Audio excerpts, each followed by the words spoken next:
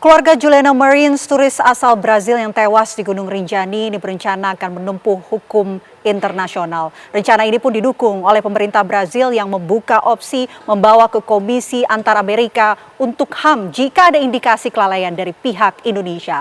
Lantas bagaimana respon pemerintah Indonesia atas gugatan ini dan bagaimana pula langkah yang akan diambil oleh pemerintah? Kita akan bahas pemirsa bersama dengan narasumber yang sudah hadir di studio. Ada satu narasumber saya akan perkenalkan. Ini ada Pak Umbu Kambunang Rudianto selaku anggota Komisi 13 DPR RI. Selamat malam Pak Umbu. Selamat malam. Sehat? Sehat selalu. Oke. Ya. Selain Pak Umbu juga kami sudah tersambung bersama dengan Guru Besar Hukum Internasional UI Prof. Hikmahanto Juwana yang nanti juga kita akan coba perbaiki dan menunggu kehadiran melalui sambungan virtual Zoom. Baik, selain itu juga terhubung pemirsa bersama kami ada Hafid. Selamat malam Pak Hafid. Malam Mbak. Oke, Pak Hafid ini adalah tim SAR yang melakukan proses evakuasi terhadap Juliana Marins. Kita pertama-tama dengarkan terlebih dahulu penjelasan dari Pak Hafid. Pak Hafid, kami ingin tahu Pak kronologis ketika melakukan proses evakuasi terhadap Juliana Marins ini seperti apa, laporan yang diterima awal oleh tim SAR dan sampai berhasil melakukan evakuasi terhadap Juliana Marins. Ya, terima kasih. Kita dapat info awal itu hari Sabtu jam 09.30. Wilayah kita itu kan ada Posar Kayangan, terus Posar Bima. Lah kita itu kan terdekat sama Posar Kayangan dengan Gunung Rinjani. Dari Posar Kayangan itu yang menerima info lebih dahulu, saya monitor yang di kantor. Habis itu kekuatannya kurang, kita dorong, kita jadi tim 2 pendukung. Ada 2 Posar Kayangan dari Basarnas dan unit SAR Lombok Timur itu dari potensi kita. Itu sudah bergerak sampai sana itu jam setengah 7 malam, langsung pencarian. Dari situ langsung kita nerbangin drone thermal. Pencarian dari situ kita tidak menemukan suhu tubuh yang 1 orang itu lagi. Sampai tim potensi kita itu di situ bermalam, tidak terekspos Bang Samsul itu yang pertama kali turun di 150, nggak ada di situ yang sesuai video. Sampai paginya Bang Samsul baru nyari lagi, nggak ada, naik pas hari Minggu kan. Sampai malam itu Mbak, sampai nggak naik lagi, tidur di situ. Drone sambil mantau, oke balik.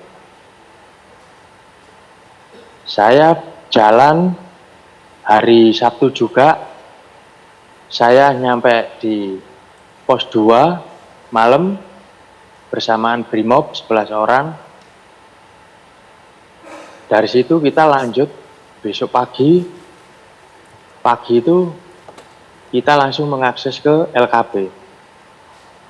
Karena perjalanan malam kita tidak memungkinkan dengan kabut. Dikarenakan di situ juga ada lereng sebelah kirinya. Dikhawatirkan kita nanti malah membahayakan kita sendiri. Minggu nyampe LKP, lokasi kejadian TKM, tempat kejadian musibah.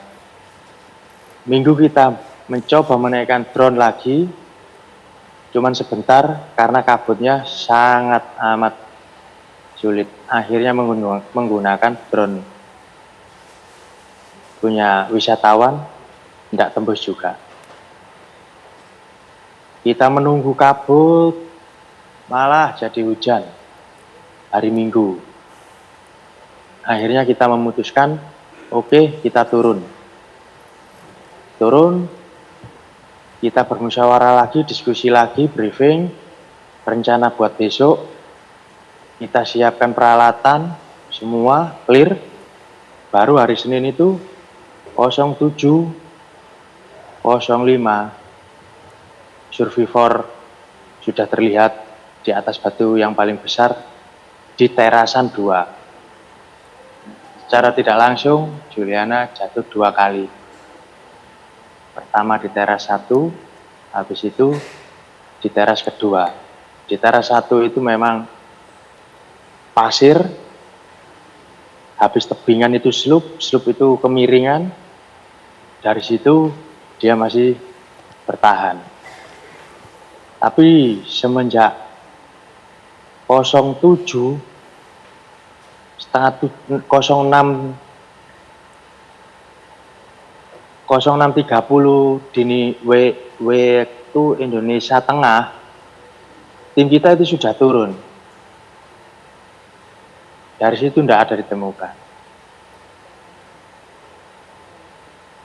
Kita kembali lagi ke hari Senin, hari ketiga, survivor sudah ditemukan.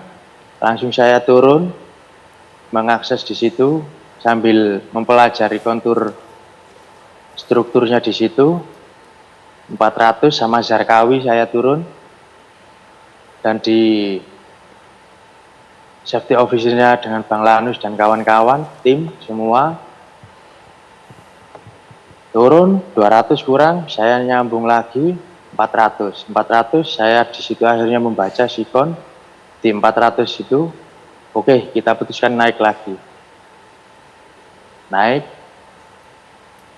kita briefing lagi, peralatan nggak kita bongkar, cuman kita taruh di sebelah gitu aja, turun. Karena kan sudah ditutup sama TNGR, karena mengganggu akses lalu lalangnya aktivitas kita. Hari Selasa, clear, cuaca mendukung, kita perhitungkan jam sekian kita akan turun, jam sekian kita akan menggunakan angkor dan memikirkan cara turunnya, dengan cara apa nanti kita akan menaikkannya, sampai kita merencanakan itu 3 plan, 3 rencana A, B, C. Rencana A sampai itu kita akan menuruni jurang curam, nanti ketemunya akan di di Segaran Anak. Rencana B, si Juliana itu nanti akan kita offering. Kita sudah ngakses hari Selasa itu. Karena kan saya yang dipercaya mewakili dari pemerintahan, dan saya diberi tanggung jawab untuk membawa tim Seru 2 di terasan 2 itu dengan 7 orang dengan saya bagi 1 di atas untuk sistem liftingnya, terus di bawah berempat, saya, Bang Samsul, Bang Agam, sama Bang Tio. Dari situ kita saya nyampe dulu kan, memastikan sudah pasti jalur fix, angkor aman, clear, kita komunikasi sama atas.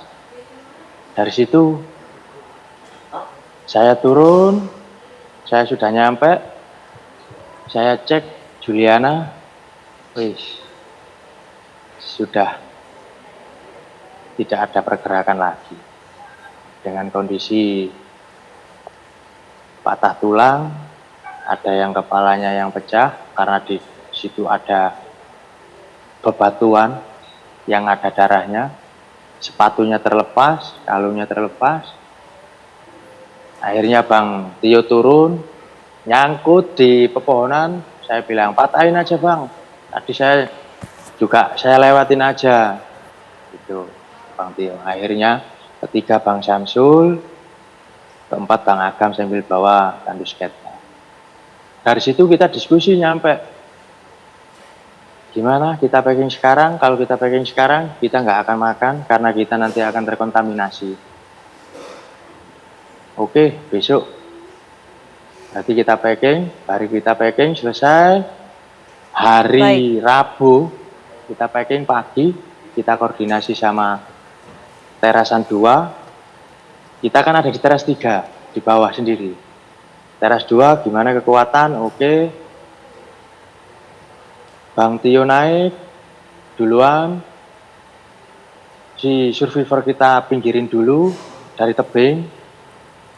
Karena kan kita nyambung dari 400 itu ke 200. 590 menyimpulkan 600. Habis itu naik dengan mechanical ascent, naik sendiri-sendiri karena nggak mungkin di terasan 2 itu Pak Hafid, menarik 4 orang itu. Ya, Pak Hafid, ini dari penjelasan Anda kami bisa membayangkan betapa sulitnya begitu proses pencarian maupun evakuasi untuk bisa menemukan dan juga mengevakuasi Juliana Marines ini. Tapi ditahan dulu Pak Hafid, karena kita ingin mendengar begitu respon dari DPR RI setelah mendengar cerita dari Pak Hafid proses evakuasi yang sedemikian rupa sulit begitu dilakukan oleh tim SAR dan juga tim-tim lainnya. Tapi ternyata masih ada kekecewaan juga Pak dari masyarakat Brazil. Ini seperti apa Anda melihatnya?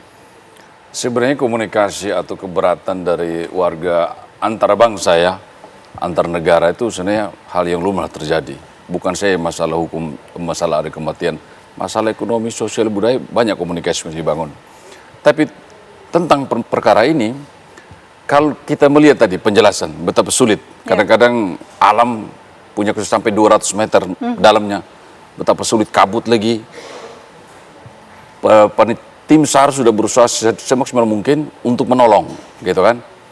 Tapi kalau terjadi meninggal, kalau terus keluarga mau menggugat atau meminta pertanggungjawaban, itu sebenarnya hal yang wajar, itu hak mereka.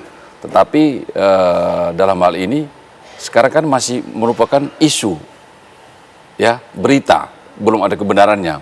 Tetapi kalau hal itu terjadi, ada ruang-ruang komunikasi antar negara yang bisa dipakai. Misalnya mereka melakukan pengaduan ke Komnas HAM di negara mereka, atau di Kementerian Luar Negeri, atau di kedutaan besar mereka, Indonesia ada di sana, bisa melakukan komunikasi antar kementerian untuk menjelaskan keinginan atau mempertanyakan sesuatu. Dengan adanya isu begini ya, ini merupakan bagus juga supaya pemerintah dalam hal ini kepolisian kan bisa melakukan olah TKP, olah tempat kejadian musibah tersebut, bisa melakukan autopsi dan lain-lain, gitu.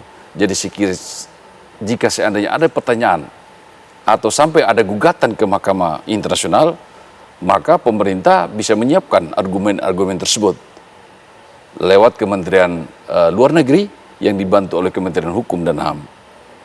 Dengan menunjuk pengacara negara, dalam ini jaksa penuntut umum bisa, atau menunjuk jaksa profesional. Begitu kira-kira. Oke, baik. Kita akan membahas mengenai implikasi jika memang ini dilaporkan begitu ke hukum internasional dan prosesnya seperti apa kepada Prof. Hikmahanto yang sudah terhubung bersama kami. Tapi nanti kita bahas usai jeda bersama dengan Prof. Hikmahanto dan juga narasumber lainnya. Tetaplah bersama kami di Apa Kabar Indonesia Malam.